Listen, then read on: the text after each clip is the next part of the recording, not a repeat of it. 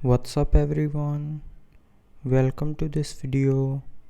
In this video I will show you how to fix if your Xiaomi phone won't send text messages. So to fix this issue, first of all try restarting your phone. So to restart, press and hold on the power button. Now swipe down this white circle, and when the circle gets green, then you can lift up your finger to restart your phone. Now after restarting your phone, the text messages issue will be fixed. But if you are still facing the issue, then tap and hold on the messages app.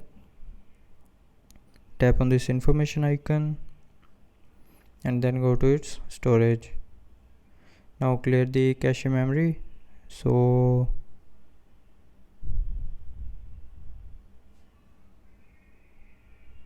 to clear this cache memory, tap on clear data, select clear cache and then tap on OK to confirm. And after clearing the cache memory, the phone will start sending text messages. So that's how you can fix the won't send text messages issue in your Xiaomi phone. So I hope you liked the video. Thanks for watching.